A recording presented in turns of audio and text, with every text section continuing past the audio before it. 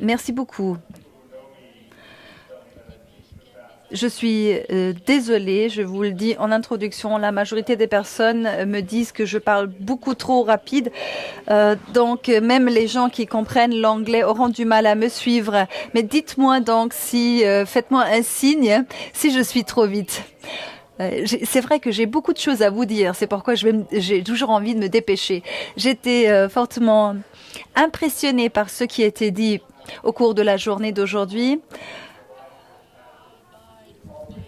Et c'est vrai que lorsque nous avons affaire au problème de la franchabilité des poissons, il s'agit d'une panoplie de problèmes. Donc, ce que je tiens à vous présenter aujourd'hui est divisé en 3 parties. Tout d'abord, j'aimerais bien vous parler un peu de l'historique du temps que nous avons parcouru. Quelle était la situation il y a 100 ans en arrière?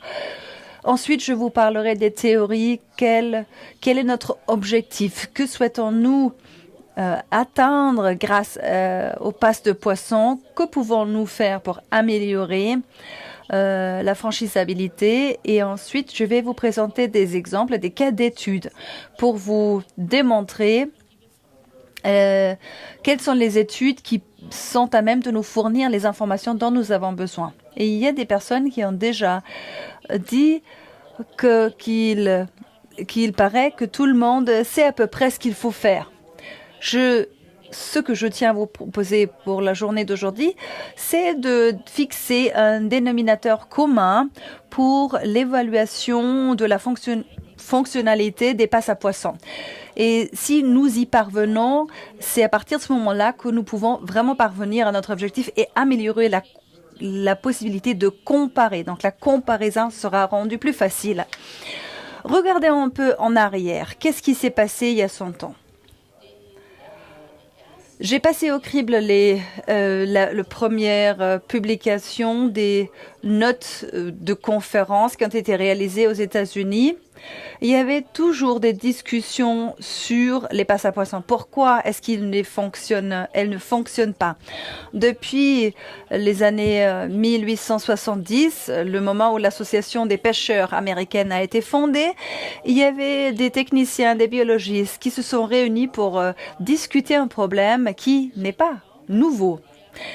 Au cours des différentes années, on a développé des différents types de constructions. C'est une photo des années 20 du XXe siècle. Il y avait vraiment des idées géniales. Regardez ça. La méthode c'est vraiment facile. Il y avait des idées fascinantes évoquées par des personnes fantastiques qui ont donc développé ces idées. Ça, c'est une passe à poissons française. C'est vrai que les Français font également cette construction, même si les Américaines prétendent que c'était fait aux États-Unis. En fait, ça date de l'année 1973 et déjà à l'époque, on songeait sur les raisons pour lesquelles les aloses, par exemple, n'arrivent pas facilement à passer par les poissons. Donc, ces passes constituent un défi important. Donc, j'ai trouvé cette citation de l'année 1873 où on dit que les réticences des aloses nous ont surprises, mais nous souhaitons améliorer l'attirance de ces passes à poissons pour qu'ils y placent plus facilement. Nous avons fait de bonnes expériences avec les anguilles, mais il faut encore trouver des solutions pour les aloses.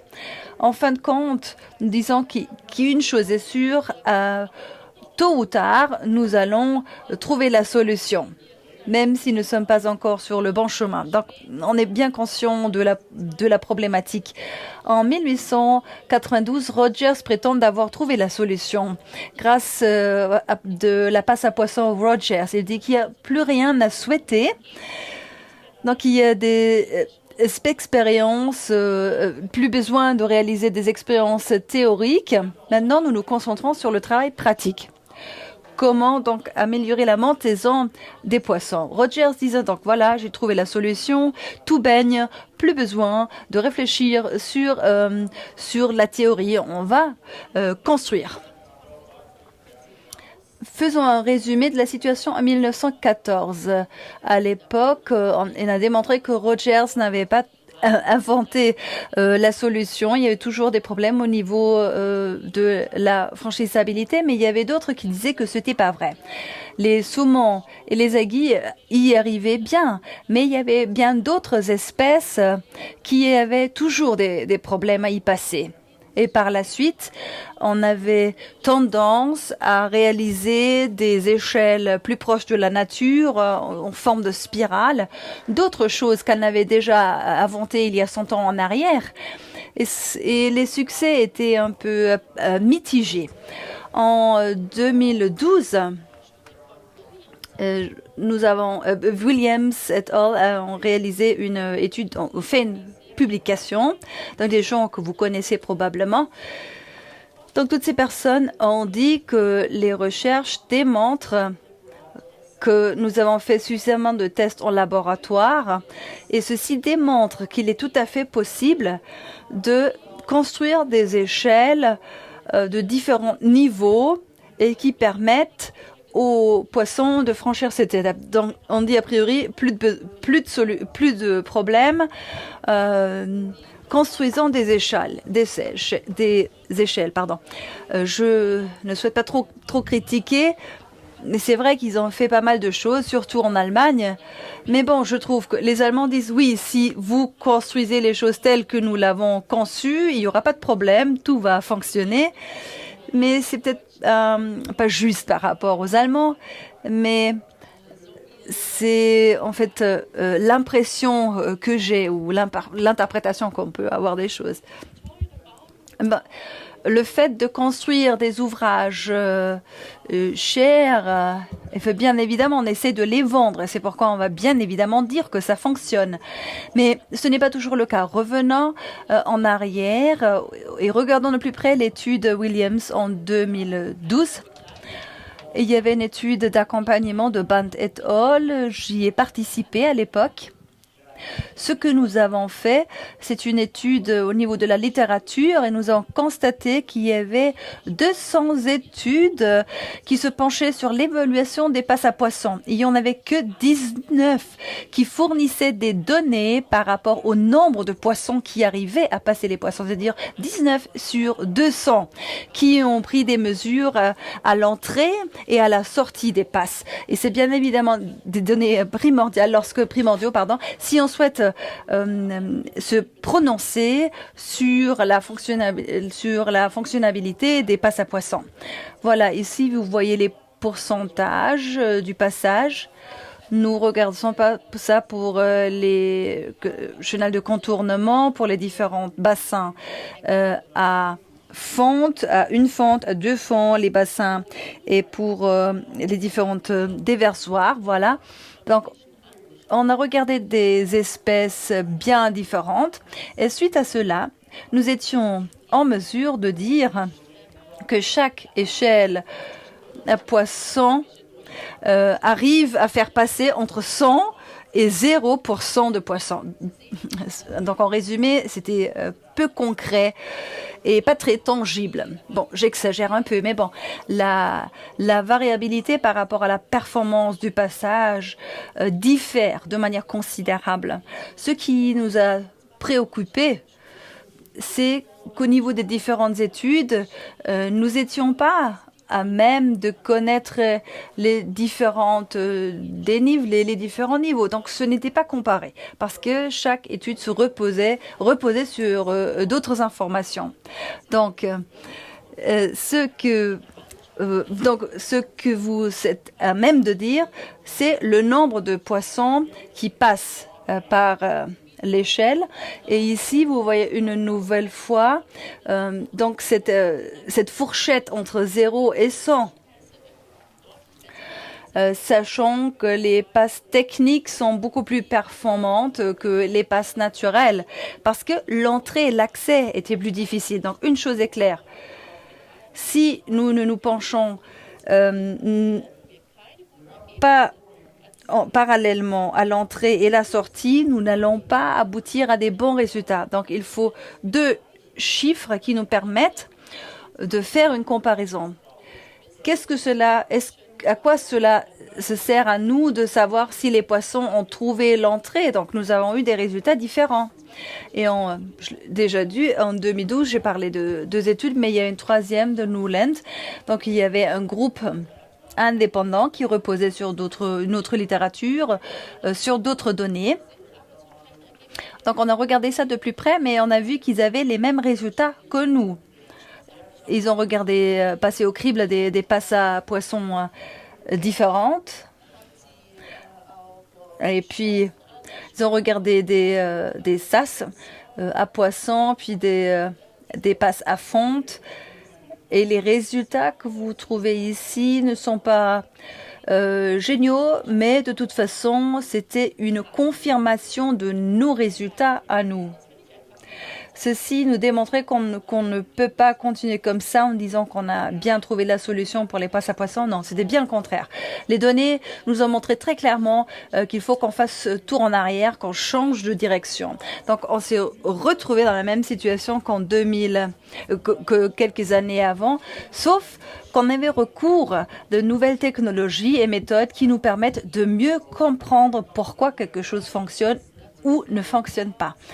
Je me suis déjà exprimée là-dessus. Je vous ai déjà donné des explications pour le non-fonctionnement des passes à poissons. Ce qu'il faut admettre à l'heure actuelle, c'est que les données dont on dispose actuellement ne sont pas suffisantes pour s'exprimer là-dessus. Brown disait l'heure est peut-être arrivée d'admettre que nous ne pouvons pas trouver la solution sans éliminer les obstacles. Voilà. C'est peut-être ça la solution, éliminant les obstacles, les seuils, les digues, etc. Et puis on aura la solution. Bon, je trouve que c'est un peu trop rapide. Je ne suis pas tout à fait d'accord, mais aux États-Unis, ceci reflète les discussions que nous sommes en train de mener. Il s'agit de savoir si on construit une digue ou non. Barrage ou non. Donc, il est important de démontrer qu'il existe des alternatives. Nous sommes donc d'accord sur un point. Nous ne pouvons pas prétendre d'avoir résolu le problème. Certes, le problème est complexe et ceci nous donne d'autres possibilités. Grâce à une gestion attrayante, on est à même de résoudre des problèmes complexes. Il faut passer par l'évaluation afin de passer à la phase d'adaptation. Voilà, nous définissons tout d'abord le problème. C'est-à-dire que nous sommes conscients du problème et en identifiant le problème, nous définissons les performances dont nous avons besoin. Donc, une performance de l'habitat, de la perméabilité, etc. En ce moment, nous parlons des passes à poissons, sachant que je ne suis pas tout à fait d'accord avec ce qui est dit par Stéphane. Si nous parlons d'un rétablissement de la perméabilité, il faut être conscient de ce que c'est. Si nous avons 10 fois plus de poissons qui entrent que ceux qui sortent, est-ce que c'est un système efficace ou non? C'est au préalable qu'il faut définir les critères de succès. Donc, c'est la première étape, puis il faut l'implémenter et ensuite évaluer pour savoir ce qui n'a pas bien fonctionné, qu'est-ce qu'il faut améliorer. Et par la suite, passer à l'étape de l'adaptation, réadapter le design, etc. Donc, on refait le cercle dans lequel on se trouve pour se rapprocher de la solution du problème. On ne part pas du principe qu'on soit même de le résoudre dans la première étape, mais c'est une bonne alternative dont il faut profiter. Il ne faut pas se pencher trop sur les solutions dont nous disposons à l'heure actuelle en disant non, on va passer à l'adaptation si ça ne réussit pas. Voilà, donc il faut toujours regarder de très près les problèmes pour passer à l'adaptation. Malheureusement, la situation aux États-Unis est la suivante. Nous regardons le problème, nous proposons une solution, passons à l'implémentation et par la suite, on va chercher la solution. En fait, c'est pas ça. Faut avoir trouvé la solution pour passer à la phase d'implémentation. Pour que cette gestion attrayante fonctionne, nous avons besoin d'innovation qui soit adaptée de manière très concrète à la question qui se pose. En d'autres termes, nous avons besoin des critères d'évaluation pour pouvoir quantifier la performance, dans ce cas-là, la migration. Cette migration doit être clairement définie. Et puis, on passe par une stabilisation afin de faire les mêmes mesures, de prendre les mêmes mesures. Et par la suite, nous pouvons comparer les différents ouvrages et passer à l'adaptation. On pourrait faire beaucoup d'économies en étant beaucoup plus efficace et en construisant des ouvrages beaucoup plus performants. Puis, il faut connaître les indicateurs qui permettent aux poissons de passer par une passe. Donc, il y a juste une manière pour passer, mais 6 possibilités pour échouer. C'est un point dont il faut tenir compte et je vais essayer de vous en persuader. Donc, j'aimerais bien vous démontrer que la formule mathématique que j'ai trouvée est bien valable. Voilà, regardons de plus près un tel obstacle. Donc, on a un seuil, on parle d'une migration vers l'amont et vers l'aval. Le poisson donc se dirige vers l'amont, donc il a toute la largeur à disposition pour bouger. Il y a donc une zone au niveau de l'entrée où il peut donc accéder. La première chose que le poisson doit faire, c'est trouver l'entrée. Donc, avant d'entrer, il faut qu'il trouve cet accès. Et cette zone de rapprochement qui nous aide à réaliser cela. Donc, s'il se trouve dans cette zone, il peut trouver l'accès. Mais il se peut qu'il y ait d'autres animaux qui l'attendent, qui souhaitent le dévorer. Et ce qui fait qu'il n'arrive jamais à cette zone d'accès. Il y a des poissons qui font demi-tour, qui sont dévorés plus tard, qui ont peut-être passé quelques minutes dans cette zone, mais dans ce cas-là, pas suffisamment de temps pour s'y rendre que s'il a 18 jours à sa disposition. Donc, il y a donc il y a un taux de mouvement vers l'amont et un taux de mouvement vers l'aval. Donc, le poisson doit avoir suffisamment de temps et y passer suffisamment de temps afin de réaliser qu'il y a une entrée pour décider s'il y va ou s'il n'y va pas. Voilà, tout d'abord, il faut qu'il entre, puis il faut passer suffisamment de temps pour prendre ces décisions. Pour les aloses, nous constatons qu'ils bougent rapidement, ils ont une bonne capacité de nage. Souvent, ils passent par cette entrée, n'ont pas suffisamment de temps pour y réagir et n'utilisent pas l'entrée. Et dans ce cas, ça prend beaucoup plus de temps pour qu'ils trouvent cette entrée. Voilà, il n'y a que 2 méthodes. Soit ils n'y nagent pas directement, soit ils passent à côté, soit ils ressortent trop rapidement. Tout cela peut se passer et faire qu'ils ratent l'entrée. Parfois, ils nagent donc trop vite. S'ils sont trop lents, si les poissons sont plus lents, ils ont plus de possibilités pour trouver l'entrée. Ceci nous mène à une formule. Malheureusement, je n'ai pas le temps d'entrer dans les détails de cette formule.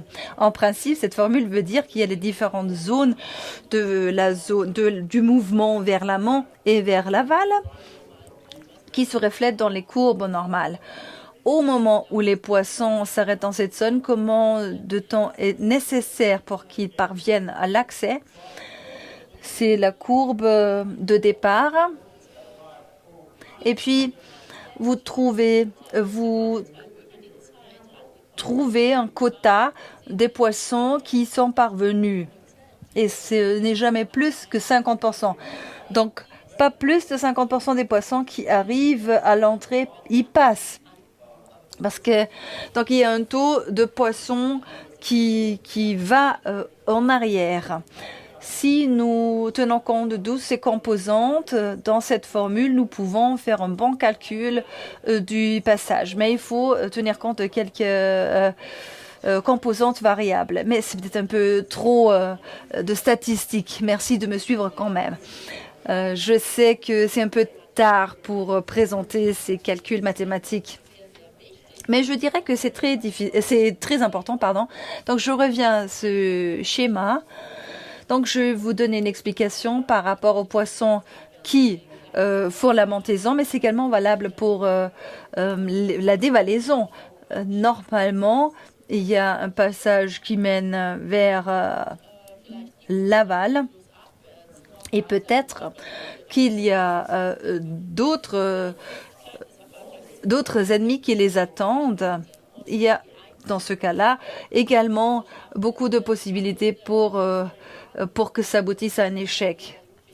Donc, l'objectif est d'augmenter le taux de passage et le taux de probabilité de passage. Et ce n'est pas si facile que ça. Je vous montre ça avec cette illustration. Et grâce à un modèle numérique du passage, nous avons élaboré ce dessin pour améliorer la compréhension et vous faciliter la compréhension. Nous allons approfondir ce sujet manié demain dans l'atelier. Donc, il y a ce tronçon, les poissons qui vont vers l'aval. Il y a une zone, un bassin de rétention. Donc, les poissons ont la possibilité ou passer par les turbines ou de passer par le déversoir. Nous espérons bien évidemment qu'ils passent par le déversion. Il y a de différents taux d'accès. Lorsqu'ils se rendent dans cette zone de turbine, ils vont rencontrer un problème. Ils y arrivent peut-être sans rencontrer des problèmes. Peut-être ils se rapprochent des turbines, ne trouvent pas le déversoir. Dans ce cas-là, nous ne pouvons pas faire de test pour savoir que ça fonctionne mieux. Ici, j'aimerais bien vous montrer les bases de cette étude. Il y avait un niveau d'eau très élevé. Et dans ce cas-là, les poissons sont moins rapides. Et ceci vous démontre à quel moment, quel nombre de poissons arrivent dans le bassin de rétention, quels sont les problèmes qu'ils doivent résoudre, par lesquels ils doivent passer, pour vous montrer qu'il y a donc des poissons qui nagent et qui vont jamais parvenir à y passer. Il y en a d'autres qui arrivent dans le bassin de rétention, dans la zone de turbine, et ne passent pas. Peut-être ils font retour en arrière ou ils meurent. Donc vous voyez qu'il y a des scénarios différents, des périodes différentes. Les poissons passent un temps différent dans les différentes zones. Donc, ceci a des répercussions sur la probabilité de passage. Soit ils y arrivent, soit ils n'y arrivent pas. Et s'ils n'y arrivent pas, s'ils y arrivent, il faut savoir quelle est la route qu'ils prennent. Ce n'est pas un processus binaire. Il suffit de regarder les différentes conditions et de les surveiller.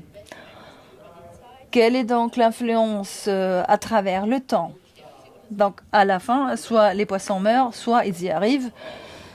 Et puis, je vais vous montrer une nouvelle fois cette étude. Il y a les différents taux de passage et les différents chemins que les poissons prennent. Dans les simulations, nous prenons des niveaux d'eau élevés et pas élevés. Ceci n'a pas de répercussion au niveau des turbines.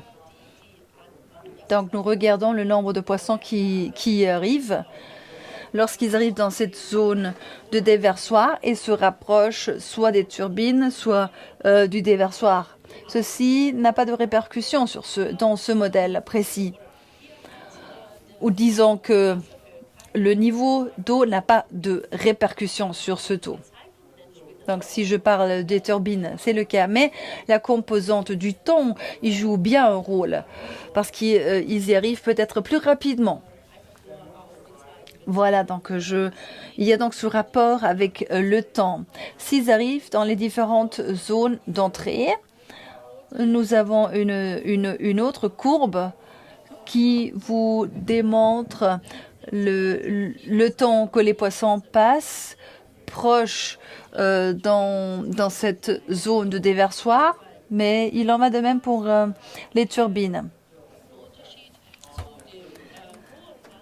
Donc, il y a des différences qui dépendent du niveau d'eau. Donc, il y a des moments de basse eau.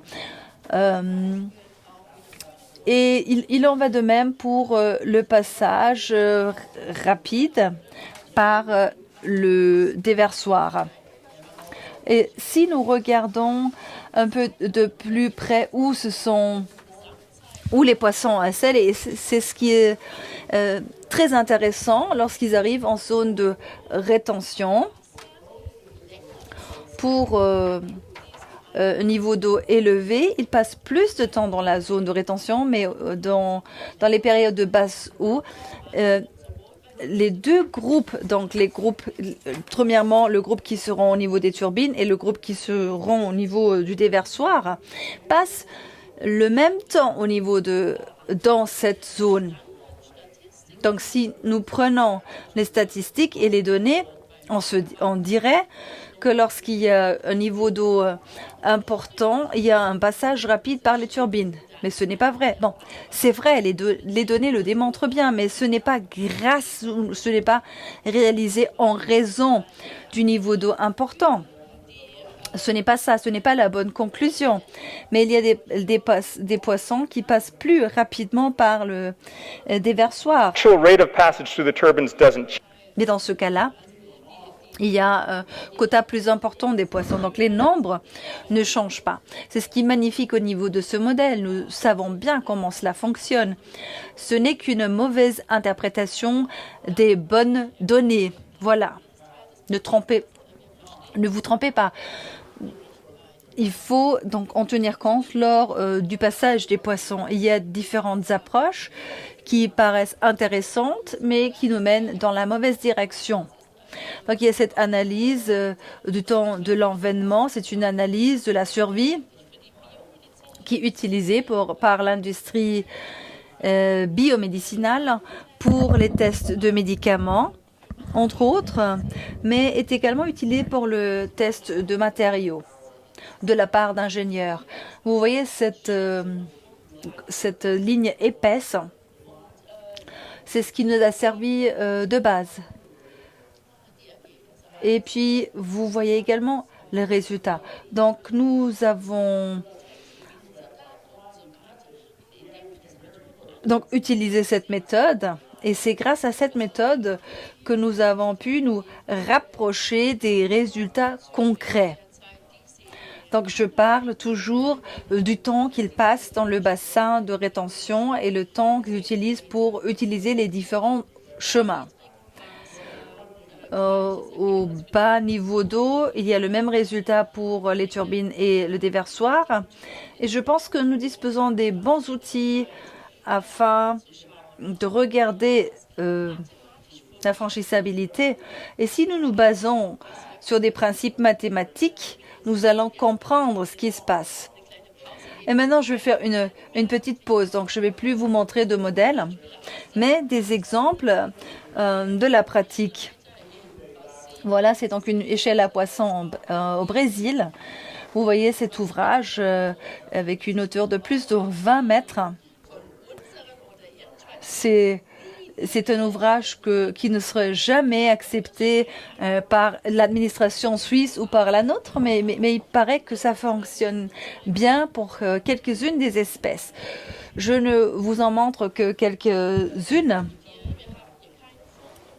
Voilà, donc ce n'est qu'une étude qui est réalisée. Il y a des poissons qui arrivent dans l'échelle, quelques poissons qui arrivent en aval, mais ce n'est pas important. Je ne souhaite que vous montrez ce qui se passe à l'intérieur de l'échelle.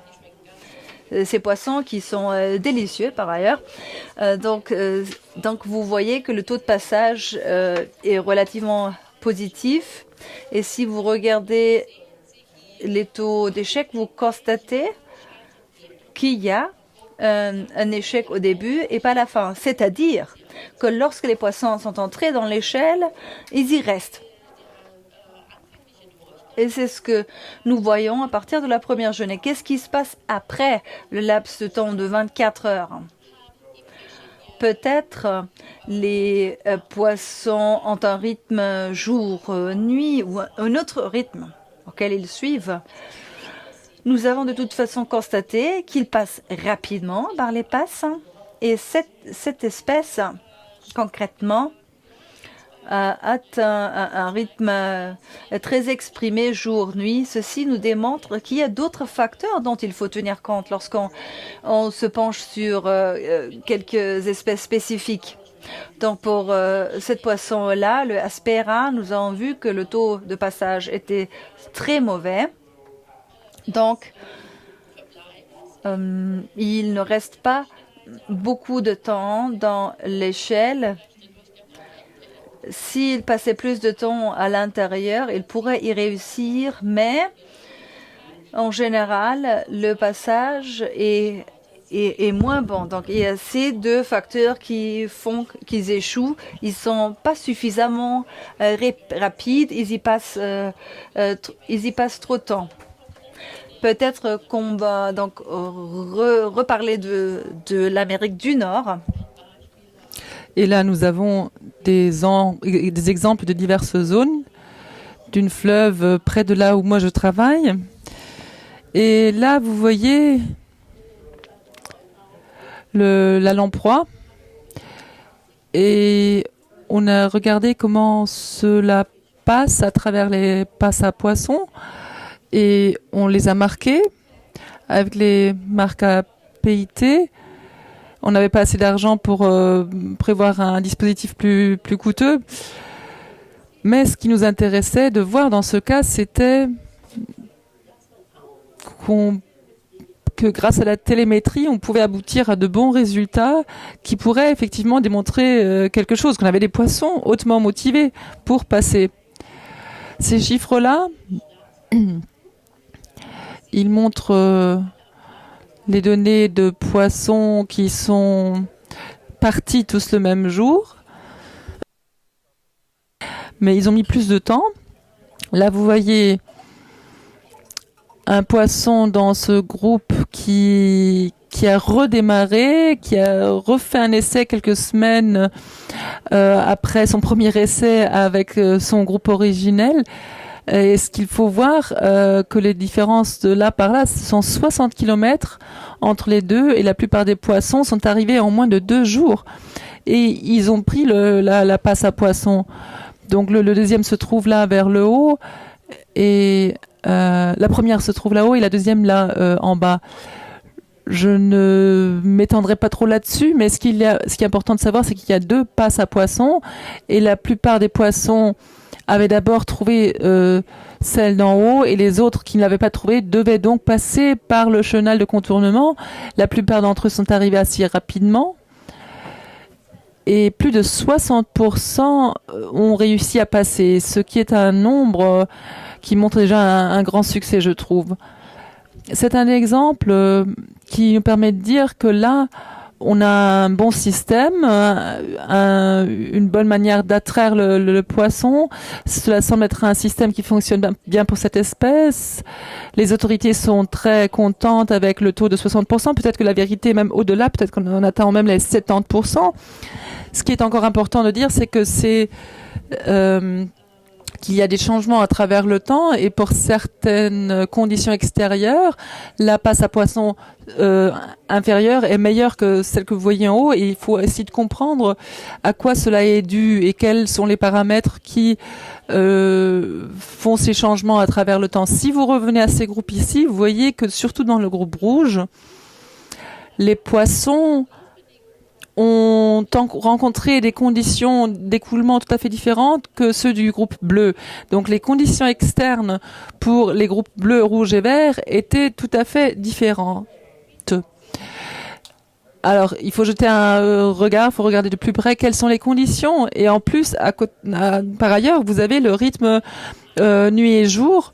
Et quelle a cette influence de ce changement journalier, diurne et nocturne? Quelle est l'influence sur la migration des poissons? Et là, ce qui peut nous servir, c'est l'analyse temporelle spatiale dont je parlais tout à l'heure, pour voir exactement quels sont les facteurs déterminants. Là, vous voyez quelques exemples des divergences de moins 0,96. Ça veut dire que presque 100% passent la nuit par rapport au jour. Donc, pratiquement pas de poissons pendant la journée qui entre le dispositif, et la nuit presque 100%. Mais si nous regardons le courant, nous voyons un effet positif. Je crois que c'est par 10 mètres cubes. Donc, c'est une approche régressive qui nous aiderait à comprendre ces chiffres mieux, à mieux comprendre ces chiffres. Mais on peut quand même voir clairement l'effet jour et nuit. Et l'effet du courant est relié à l'effet jour et nuit.